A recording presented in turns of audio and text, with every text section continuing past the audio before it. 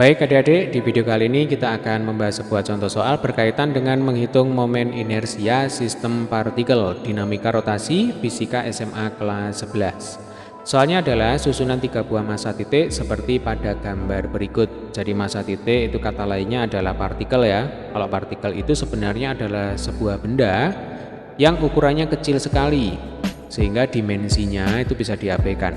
Jadi panjang, lebar, dan tingginya itu mendekati 0.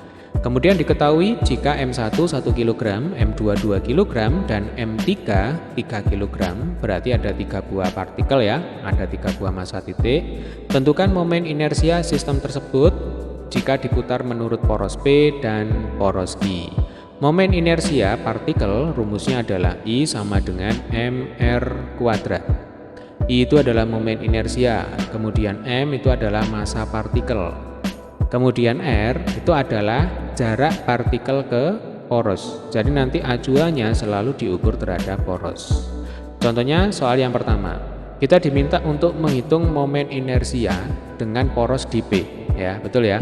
Jadi nanti yang dijadikan poros itu ada di P. Nah, kebetulan di poros itu ada M1.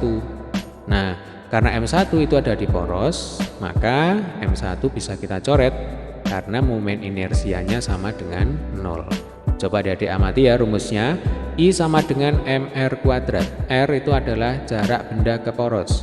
Kalau benda berada pada poros, maka jaraknya sama dengan 0. 0 kali bilangan berapapun sama dengan 0, sehingga I1 nya sama dengan 0. Nah, mulai sekarang diingat-ingat ya adik ya. Kalau ada benda ada di poros, maka benda tersebut tidak menghasilkan momen inersia ya, sehingga bisa kita coret dari perhitungan. Sehingga tinggal ada 2 benda saja, yaitu M2 nanti akan menghasilkan I2 dan M3 akan menghasilkan I3. Maka jika ditanyakan berapakah momen inersia dengan poros di P, berarti IP sama dengan I2 ditambah I3. I1-nya kemana? I1-nya sama dengan 0. Tidak perlu kita tulis di sini. Jelas ya? Berarti I2 rumusnya adalah M2 kali R2 kuadrat, kemudian I3, M3 kali R3 kuadrat. M2-nya 2 kg. R2-nya 1 meter. Ya, jadi R2 itu adalah jarak M2 terhadap poros. 1 meter, berarti 2 kali 1 kuadrat.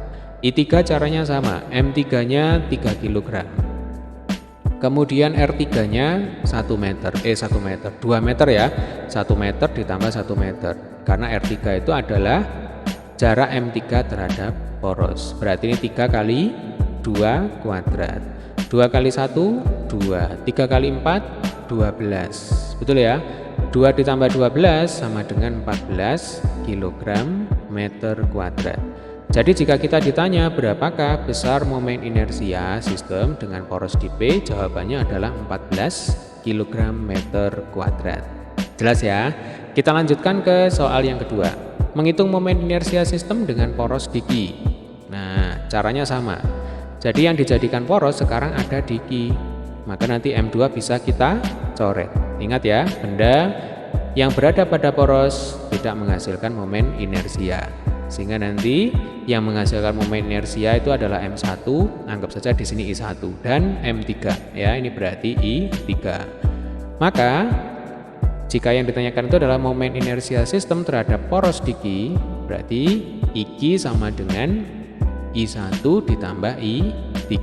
Betul ya? Karena I2-nya sama dengan 0. I1 rumusnya adalah M1 kali R1 kuadrat. I3 rumusnya adalah M3 kali R3 kuadrat.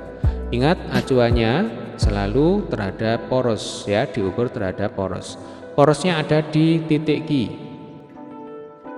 Berarti R1 sama dengan 1 meter ya. Oke, langsung kita masukkan angkanya. Berarti ini 1 kali 1 kuadrat. M3-nya 3 kg. Berarti ini 3 dikalikan dengan sama ya ini ya, 1 kuadrat juga. Berarti 1 ditambah 3 sama dengan 4 kg meter kuadrat. Jadi jawabannya adalah momen inersia sistem dengan poros di Q sama dengan 4 kg meter kuadrat. Ada satu hal lagi yang perlu adik-adik ingat, bahwa yang namanya momen inersia itu adalah besaran skalar ya Dek ya. Jadi kalau besaran skalar itu adalah besaran yang hanya memiliki nilai saja, ya, ditunjukkan dengan rumusnya tadi yaitu mr kuadrat. Tidak memiliki arah, ya. Jadi hanya sekedar memiliki nilai. Karena ada yang namanya momen inersia, ada juga yang namanya momen gaya. Kalau momen gaya, dia itu adalah besaran vektor. Selain punya besar, dia juga punya arah. Di video selanjutnya kita akan membahas contoh soal ya berkaitan dengan menghitung momen gaya. Baik, demikian tadi adalah pembahasan kita pada kesempatan kali ini ya. Silakan bagi adik yang belum subscribe channel ini, jangan lupa untuk tekan tombol subscribe. Dan jika suka dengan video ini, jangan lupa juga untuk klik like dan share sebanyak-banyaknya di sosial media kalian. Tetap semangat, sampai ketemu di video pembahasan soal selanjutnya.